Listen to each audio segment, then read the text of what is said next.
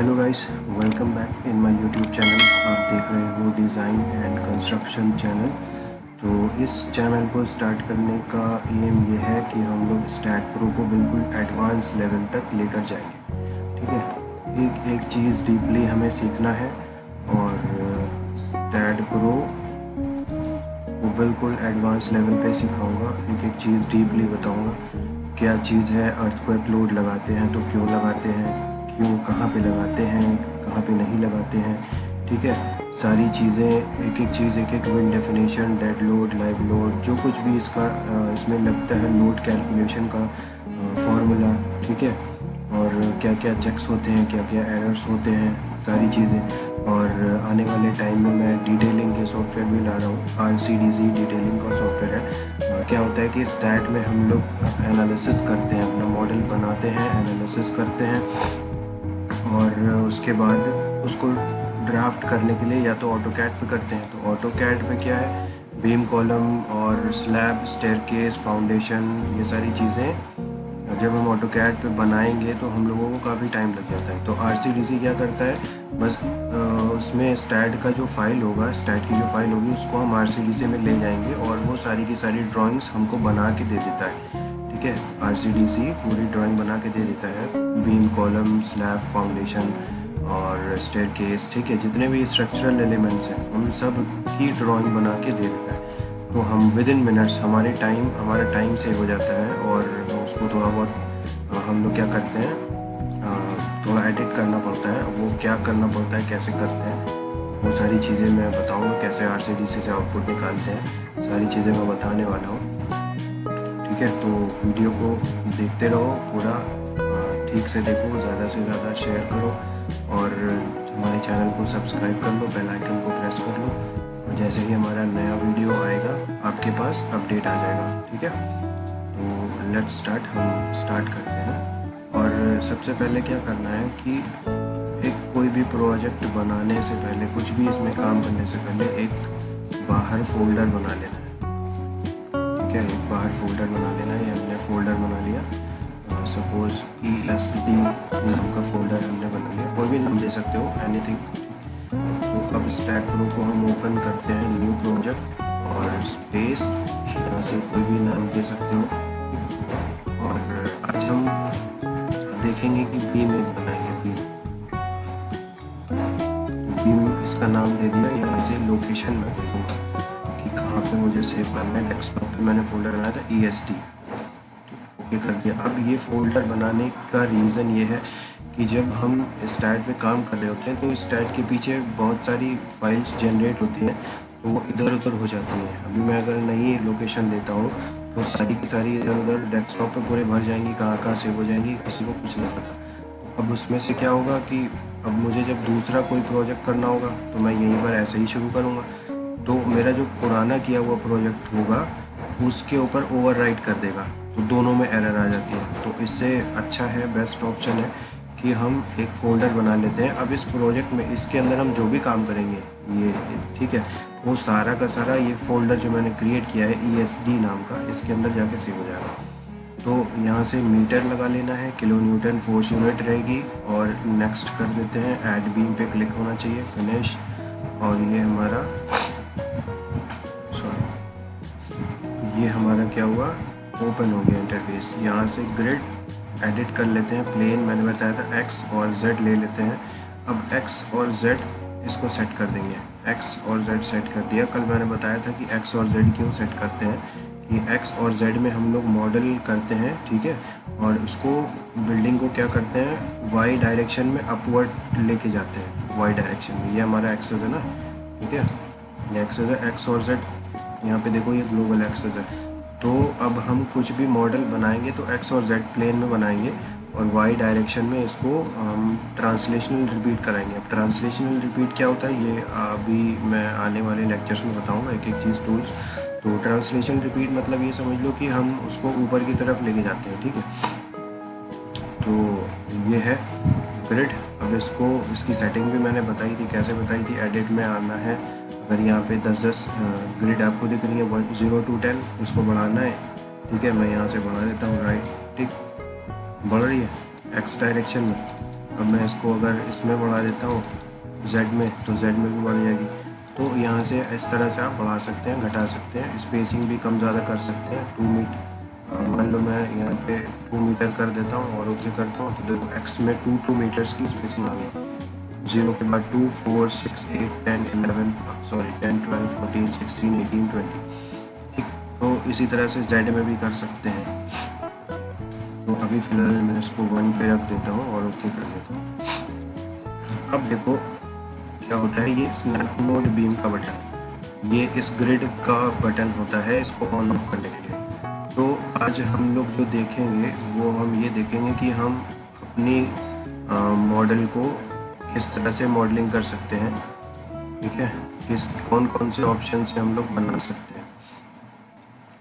तो बेसिकली हमारा जो टॉपिक है मॉडलिंग के ऑप्शंस का टॉपिक है, तो हम लोग उसको आज कवर करेंगे। तो ये हमारी ग्रिड है, ठीक है। अभी यहाँ पे एक नोड बाय डिफ़ॉल्ट आ गया है, तो बीम नोड कर्सर लेना है, इसको सेलेक्ट करके। अब देखो यहाँ पे नोड नहीं आएगा, अभी जैसे नोड कवर हो रहा था अब नहीं होगा।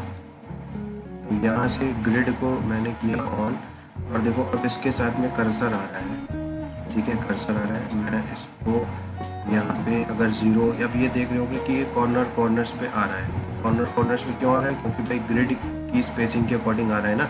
1 मीटर 1 मीटर x में भी है, 1 मीटर की स्पेसिंग z में भी है। तो अब क्या होगा, जैसे यहाँ पे अभी यहाँ पे मेरा कर्सर है, तो कहाँ पे है ये, ठीक है, x में 2 और z में 1,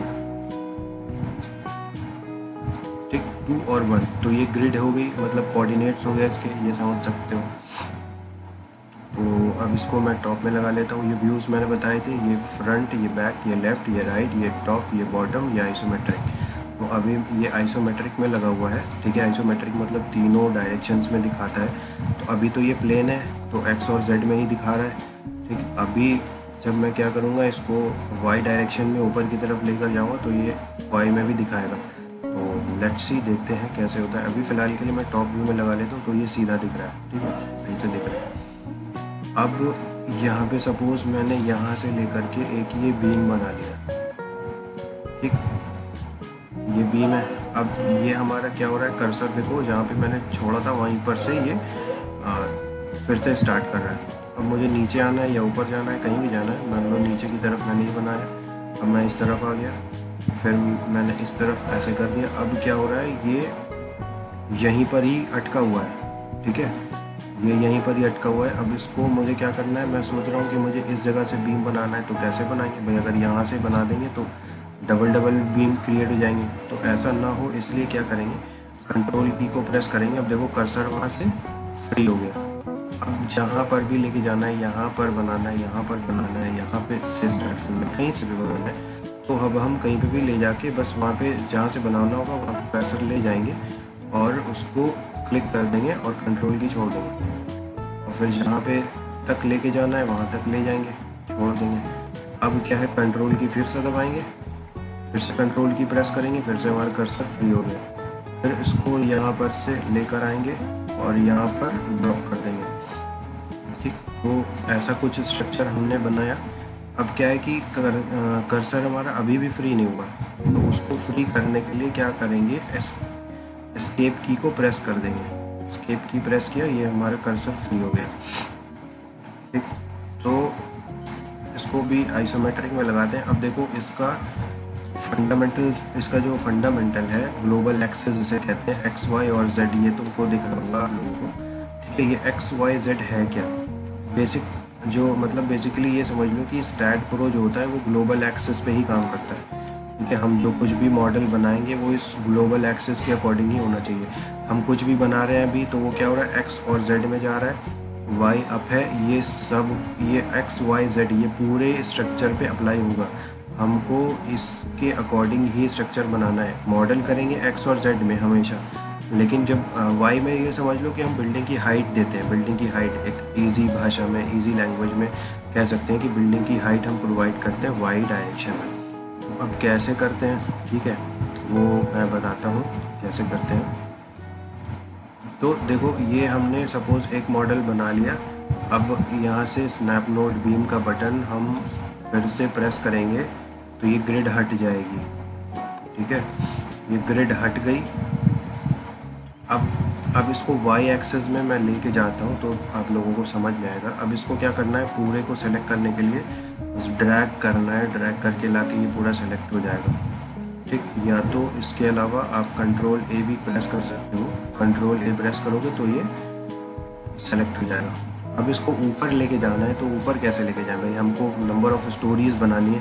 अभी तो ये सपोज़ ये हमारा मान लो कि एक प्लान है, एक ठीक है, एक प्लान हमने बनाया है, ग्राउंड फ्लोर ये समझ लो। ठीक है, तो अब इसको ऊपर लेके जाना है भाई, हमें ग्राउंड फ्लोर की स्लैब डालनी है, first floor, second floor, third floor, fourth, fifth floor and so on. तो उसको कैसे बनाएंगे, कैसे प्रोवाइड करेंगे इसको। तो यहाँ पे एक ट्रांसलेशनल रिपीट का टूल होता है, जहाँ पे भी मेरा कर्सर है। ठीक है, ये ट्रांसलेशनल रिपीट का टूल है, शो है ट्रांसलेशन रिपीट। यहाँ से भी जा सकते हैं, नहीं तो ज्योमेट्री में जाके ऊपर ये जो मेन्यू बार्स हैं, मेन्यू बार में ज्योमेट्री में जाके ट्रांसलेशनल रिपीट यहाँ से भी ले सकते हैं। ठीक है, चाहे तो यहाँ से ले लो, चाहे ज्योमेट्री में जाके ले लो। अब देखो ट्रांसलेशनल रिपीट क्या होगा। अभी मैंने एक्स और जेड में बनाया मॉडल। ठीक, अब मॉडल तो ये हमारा बन गया, लेकिन अब हाइट हमें वाई में प्रोवाइड करनी है, तो वाई यहाँ से ग्लोबल डायरेक्शन वाई लगा लेंगे। देखो आ गया ना, अभी जो मैं बोल रहा था वाई डायरेक्शन, तो ये वाई डायरेक्शन, ये ग्लोबल एक्सेस है, ये पूरी ग्लोबल एक्सेस, और ये ग्लोबल डायरेक्शन भी बोल सकते हो।